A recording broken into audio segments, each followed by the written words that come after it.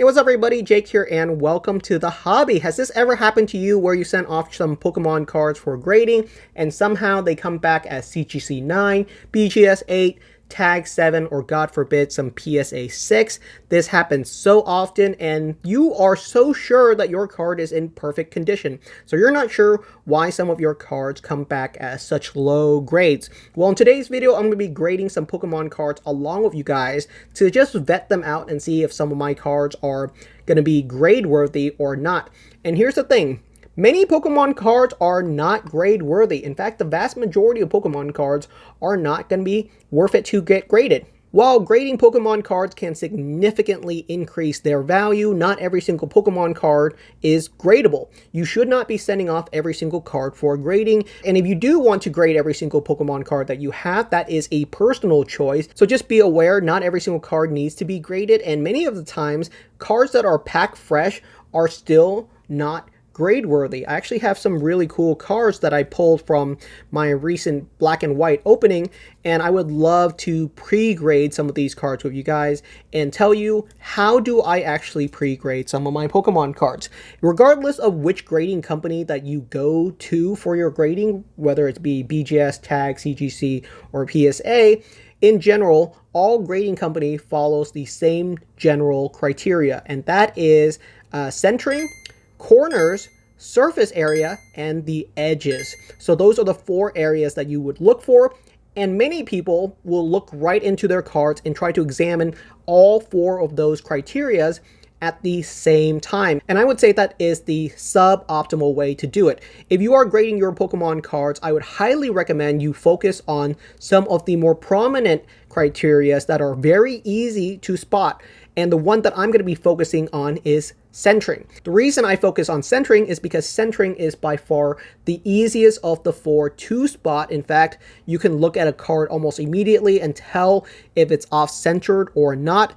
And it's going to take a little bit of practice to recognize when a card is off-centered. Here we got ourselves a Do-What card, and I would say this card is too off-centered for grading.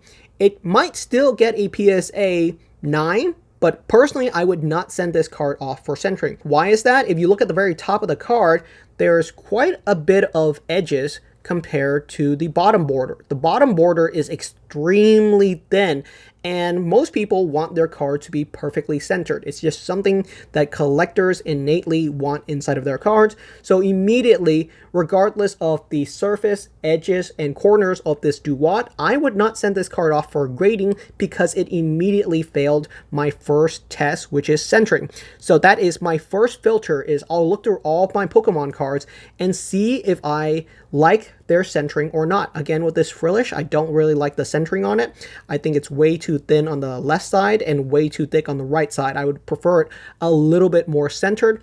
So I'm not going to send this card off for grading. This Tornadus, on the other hand, actually has really, really solid centering. I don't really see any major issues with it. I would like this card to be sent off for grading. So then I'm going to check the back. Again, the back centering looks really solid. I don't see any major issues with it. So this Tornadus passes my first test. I would say focus on one test at a time. The first test for me is centering just because it's the easiest test to do. Thundurus, again, way too thin on this left side. Look at that. Way too thin and way too thick on the right side. The difference is a dead giveaway that this Thundurus is off-centered, so I'm not going to send this card off for grading.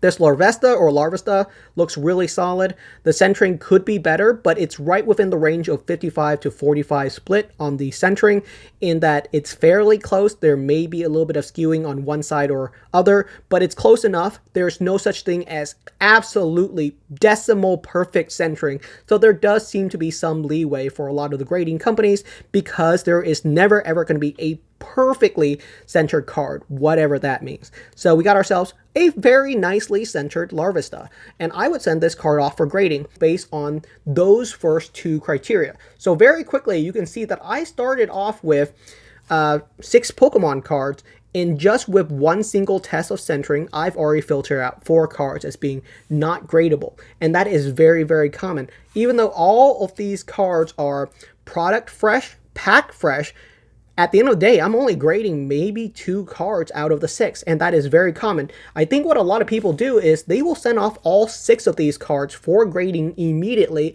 and they are shocked when this comes back as a PSA 8, PSA 9, PSA 9, PSA 9.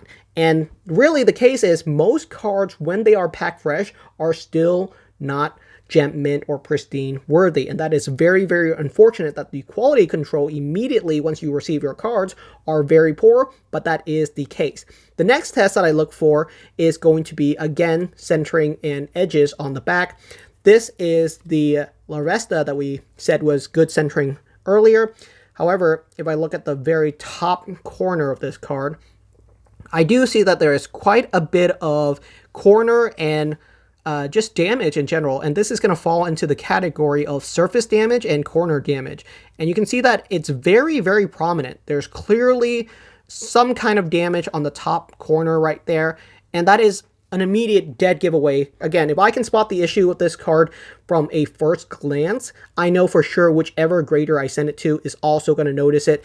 They have much more pristine and accurate instrument. So if I see an issue of the card from a first glance, and look at that, you can see that little white speck even when the card is further away. So yeah, this La Resta or Larvesta, I'm not going to send it in for grading. And that's down to 5. Like we had 6 cards that we were looking at, and immediately 5 of them are not worth it for me to send off for grading. These are going to be raw copies inside of my black and white binder for probably forever. Final card is the Thunderous. It passed my centering test. Well, let's check out the back. At first glance, I don't see any issues with this card. It looks very, very solid. Yeah, this Tornadus is actually very solid. I absolutely think this card has a good shot of being pristine or gem mint. I would say the odds of this getting a PSA 10 is probably right around 70 to 80%. So out of my 6 cards that I pulled, I'm only sending a single card off for grading, and it is this Tornadus because I do think it has a good shot of being a PSA 10. And you can see how quickly cards just get filtered out. So that was pretty fun. Let's look at some other cards. I actually have a stack of Surfing Pikachu VMAX that I'm looking to send off for grading, so I think these would be fun for us to check together and just see if we get on the same page as far as the conditions on these cards go. And these are all packed fresh from me personally from way back when. And the first thing that I look is actually the back of the card rather than the front of the card. And the reason for that is that if there's any issues with the cards at all, whether it be centering, corners, edges, or surface, it is much easier to spot those damages on the back of the cards rather than the front. So if it doesn't pass my initial glance at the back, then I know for sure that it doesn't even matter for me to look at the front, which is very unfortunate. If you do not care about the back of your Pokemon cards and you are happy with whatever conditions they are in, then that's fantastic. I think any card can look great in a binder without ever being slabbed up. I think a lot of Pokemon cards never, ever, ever need to be graded. So we're going to look at this first card. I would actually say the centering on it is very solid. I don't see any issues with it immediately. I'm going to give this one an okay at the start. Same with this next one. Good centering. I don't see any whitening on the back. So I'm going to say yes to this one as well. Wow, this one actually looks very solid, but if you look at it actually very closely, I do see a little bit of whitening at the very top. So this one, I'm going to put it on the no-go for now. Again, with this next one, if I look at the very, very top right there, you can see that there is whitening on the corner of this one. It's actually quite prominent. So this one, again, no-go, no-go. This is a no-go. And very next one, and wow, this one's got some prominent issues. If you look at this one, this is packed fresh, guys. Look at that. Look at the top of that card. That is an immediate no-go. So regardless of the front of this card, in fact, if you look at the front of this card, you might say, wow, that looks like a spotless card. And it's much harder to spot if there's any issues with this card on the front. But once you look at the back, it's a dead giveaway immediately. Look at how prominent that whitening is. So that's a no-go again. So we got 2 yeses and 3 no-goes so far. This next one, very solid. No whitening, good edges, nice centering. I'm going to say okay on this one. This one, very poor centering if you look at that. There's very little border on the bottom frame, and it's very fat at the very top. This one, extremely off-centered, so no go immediately. Next one up, I'm going to say this one looks okay for now. It could be better in terms of the centering, but it's not the worst centering I've seen. It probably will not pass it with a 55-45 split, but I'm going to give it a soft okay for now. We got a couple more to look at. This one, I'm going to give, again, a soft okay too. And final card.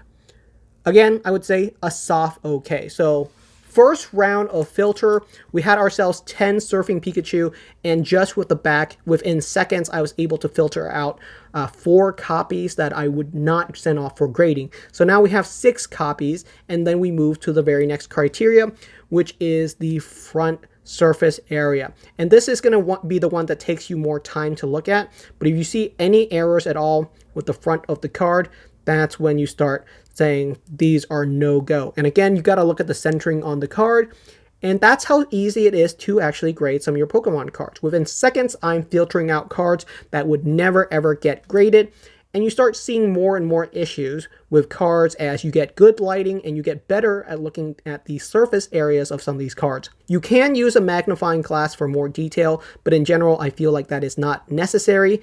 Decent lighting, good surface area, and a good pair of eyes is all that you really need to tell when a card looks decent or not.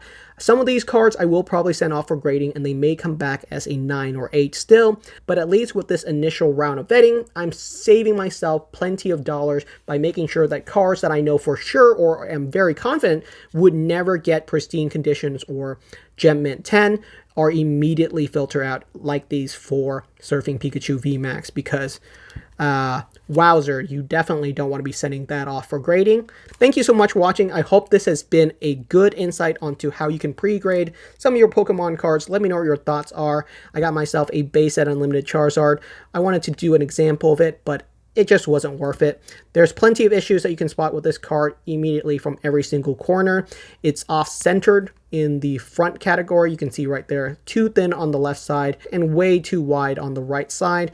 Lots of surface issues with this card, and that's completely normal. This is a 25-year-old Charizard, so this one would probably be a PSA 4 in my personal opinion, probably not even a 5. So there you guys go. Hope you guys enjoy today's video on how you can really easily pre-grade some of your Pokemon cards. If you have any additional questions, drop them down in the comments section and I'll be happy to help you guys out.